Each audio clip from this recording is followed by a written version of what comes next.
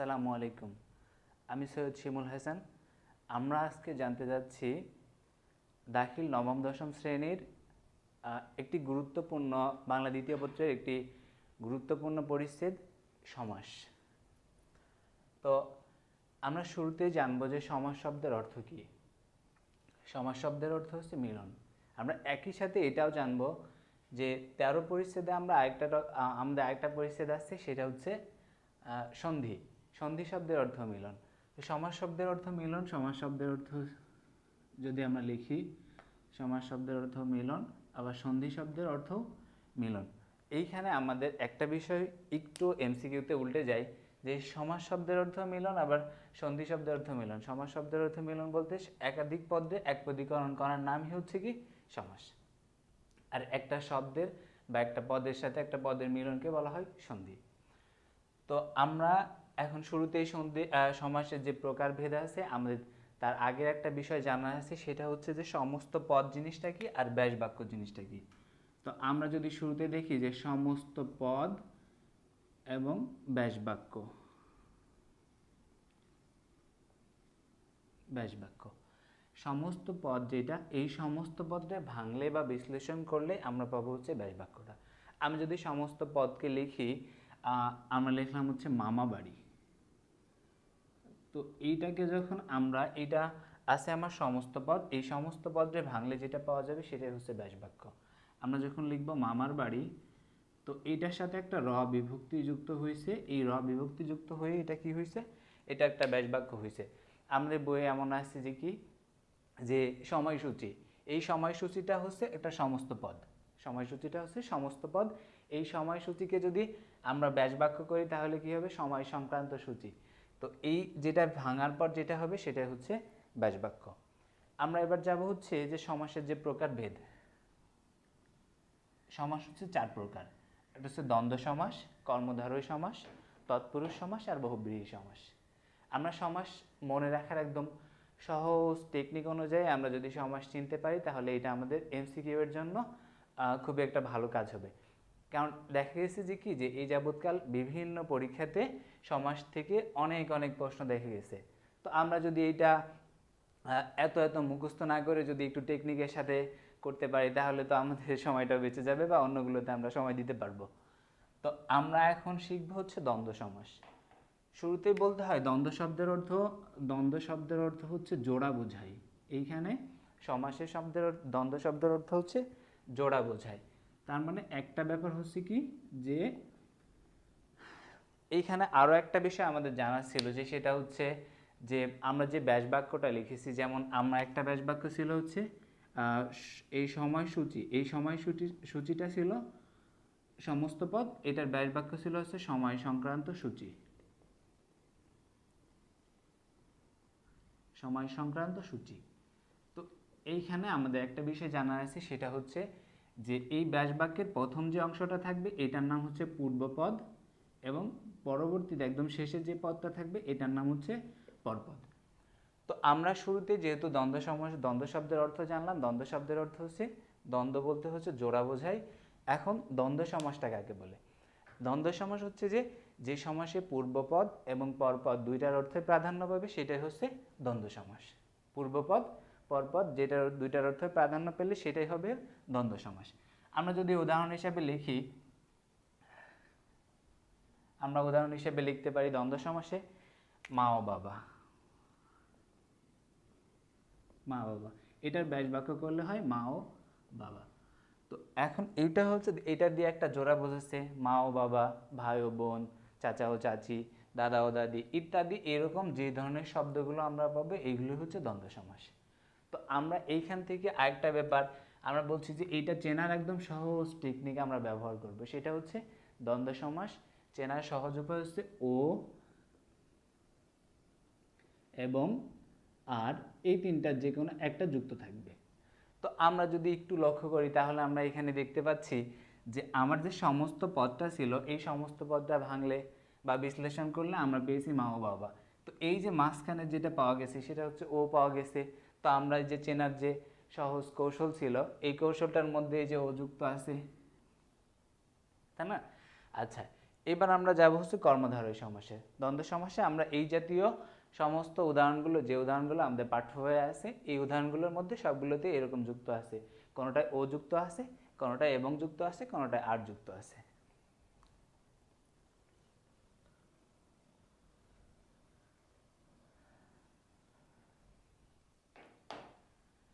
এবার আমরা যাব কর্মধারয় সমাসে। কর্মধারয় সমাস, কর্মধারয় সমাস চেনার সহজ কৌশল হচ্ছে যে এইখানে যে যিনি যুক্ত থাকবে, যে যিনি যুক্ত থাকবে। তো আমরা যদি এই কর্মধারয় সমাসে একটা বিষয় বলছে, আমরা আগে পড়ে আসছি, দ্বন্দ্ব সমাসে পড়ে আসছি যে দ্বন্দ্ব সমাসে পূর্বপদ পরপদ দুইটার অর্থে প্রাধান্য পায়। এইখানে বলা হচ্ছে কর্মধারয় সমাসে পূর্বপদ না, এটা পরপদের অর্থ প্রাধান্য পাবে। তো আমরা এখন দেখি যে কর্মধারয় সমাসে আবার কয়েকটা ভাগে বিভক্ত করা হয়েছে। আমরা শুরুতে যে আমরা যে দিয়ে কয়েকটা উদাহরণ কর্মধারয় সমাসে দেখতে পারি, যেমন আমাদের একটা উদাহরণ আছে খাস যে জমি, এটা হচ্ছে খাস জমি। খাস জমি আমরা লিখতে পারি হচ্ছে ভাজা যে বেগুন, বেগুন ভাজা, বেগুন ভাজা। তো এই পাশে আমরা যেগুলো লিখতেছি এগুলো সব হচ্ছে সমস্ত পদ, আর এই সমস্ত পদ আমরা এই পাশে ভেঙেছি, এই পাশে পেয়েছি আমরা হচ্ছে ব্যাস বাক্য। তো এই ব্যাস বাক্যগুলোর মধ্যে আমরা আগেই বলছি যে এইটা চেনা সহজ কৌশলের মধ্যে আমরা দেখছি যে এই যে যুক্ত আছে, এই যে যুক্ত আছে। তো এই যে যুক্ত থাকা মানেই হচ্ছে এটা কর্মধারয় সমাস, আমরা এই যে দিতে পারবো বা এটা দাগাইতে পারবো। তো এইটাই হচ্ছে এবার আমরা দেখতে পারি সেটা হচ্ছে দ্বিগু কর্মধারয়। কর্মধারয় সমাসের যে প্রকারভেদ আছে, এই প্রকারভেদের মধ্যে একটা আছে দ্বিগু কর্মধারয়। এই দ্বিগু কর্মধারয় সমাসটা আসলে কেমন, যে দ্বিগু কর্মধারয়,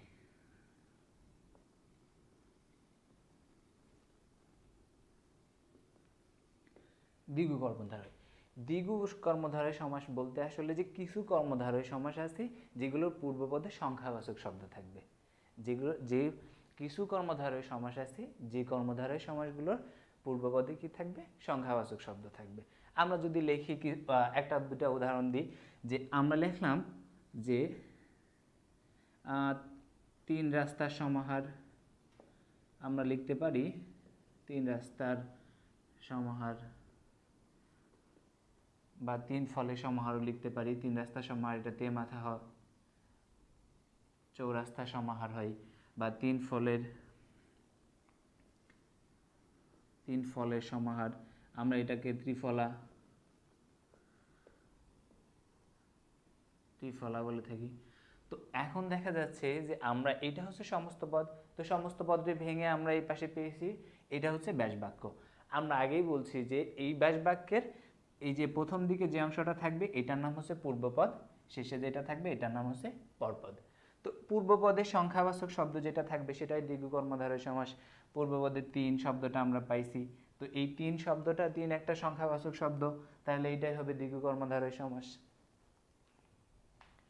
এরপরে থাকবে আরেকটা কর্মধারয় সমাস, সেটা হচ্ছে মধ্যপদলোপী কর্মধারয় সমাস। মধ্যপদলোপী, এই মধ্যপদলোপী কর্মধারয় সমাসটা, মধ্যপদলোপী কর্মধারয় সমাসের নাম শুনে আমরা বুঝতে পারতেছি যে এটার কাজ কি।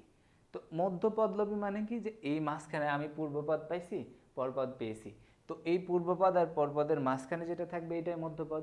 তো এই মধ্যপদটা লোপ হইলে সেটা হয়ে যাবে মধ্যপদলোপী কর্মধারয় সমাস। মধ্যপদলোপী কর্মধারয় সমাস, কর্মধারয় সমাস।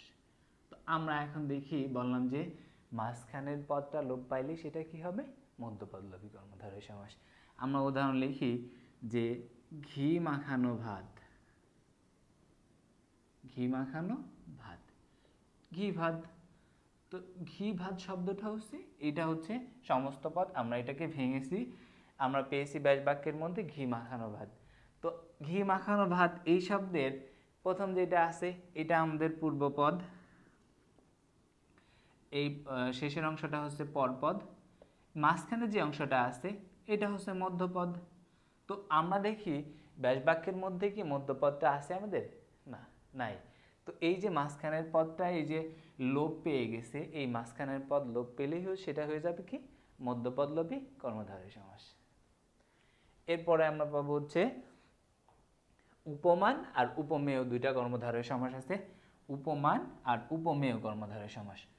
উপমানটা হচ্ছে যার সঙ্গে তুলনা করা হয় সেটা হচ্ছে উপমান, আর যাকে তুলনা করা হয় সেটা হচ্ছে উপমেয়। তো আমরা উপমানটা দেখি, উপমান একটা আর উপমেয় একটা। আমরা বললাম যে যার সঙ্গে তুলনা করা হবে সেটা হচ্ছে উপমান, আর যাকে তুলনা করা হবে সেটা হচ্ছে উপমেয়। আমরা একটা উদাহরণ দিই উপমানের, যে আমরা বললাম কাজলের ন্যায় কালো। এটা সমস্ত পদ হচ্ছে কাজল কালো, কাজল কালো। তো আমরা এই ব্যাস বাক্যের দিকে যদি লক্ষ্য করি তাহলে আমরা একটা জিনিস বুঝতে পারতেছি, সেটা হচ্ছে আমরা বললাম যে উপমান জিনিসটা হচ্ছে যে যার সঙ্গে তুলনা করা হবে। তো এই কাজলকে কার সঙ্গে তুলনা করা হচ্ছে? কালোর সঙ্গে তুলনা করা হচ্ছে। কাজল আসলে কাজল কেমন রঙের হয়? কাজল তো কালো রঙেরই হয়।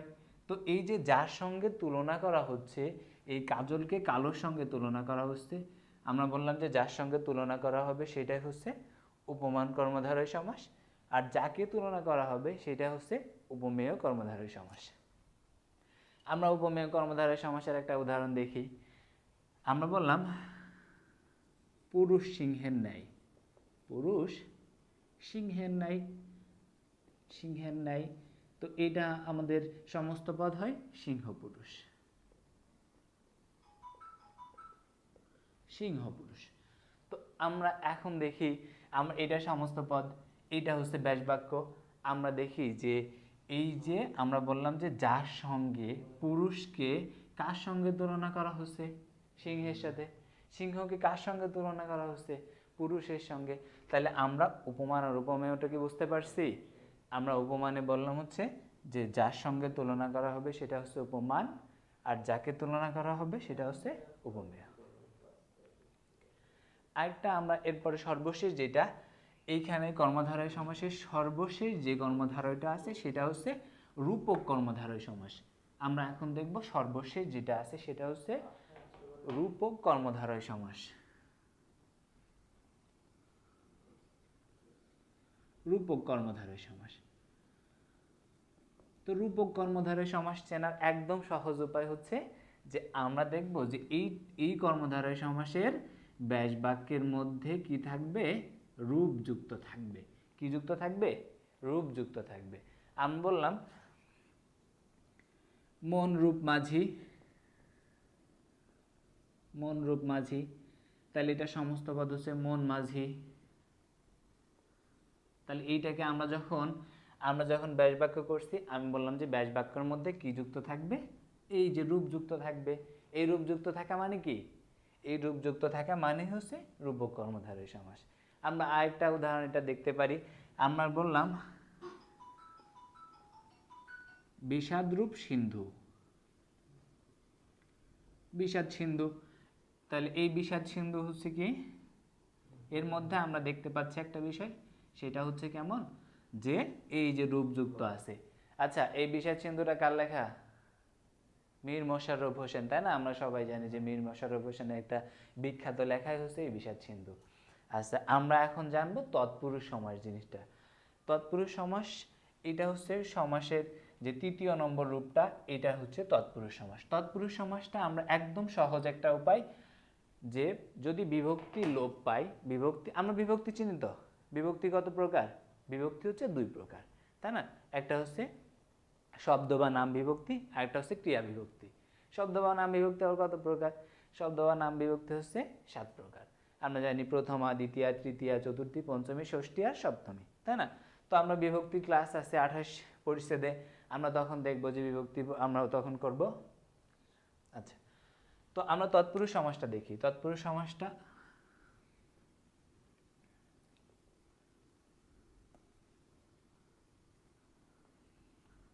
তৎপুরুষ সমাস। তো তৎপুরুষ সমাসে আমরা বলছি যে বিভক্তি লোপ পাইলে যে সমাস হবে সেটাই হচ্ছে তৎপুরুষ সমাস। একদম সহজ উপায়ে আমরা যে বিভক্তি লোপ পাইলে যে সমাস হবে সেটাই হচ্ছে তৎপুরুষ সমাস। আমরা কয়েকটা উদাহরণ দেখলে বুঝে যাব। আমরা বলছিলাম যে মামার বাড়ি, একটা বলেছিলাম আমরা শুরুতেই, মামার বাড়ি। তো এইটার সমস্ত পদ হচ্ছে কি মামা বাড়ি।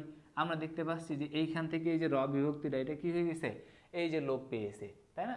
তো এই যে র বিভক্তিটা লোপ পাওয়া, রটা কোন বিভক্তি? এটা হচ্ছে ষষ্ঠী বিভক্তি, তাই না? তো এইরকম আমরা আরও অনেক উদাহরণ পাবো। এটা আমরা দেখা যাবে যে আমাদের পাঠ্য বইয়ে এরকম আরও উদাহরণ আছে যেগুলোর মধ্যে বিভক্তি লোপ পেলে বা বিভক্তি বাদ গেলে যেটা হবে সেটাই হচ্ছে তৎপুরুষ সমাস। তো আমরা ইনশাল্লাহ আগামীতে আরও এই সমাসের যে বাকি চ্যাপ্টার আছে আরও আমরা বা বাকি যে টপিকসগুলো আছে এটা নিয়ে আমরা সামনে আবার আপনাদের সামনে হাজির হব। সেই পর্যন্ত সবাই ভালো থাকবেন, সুস্থ থাকবেন। আসসালামু আলাইকুম।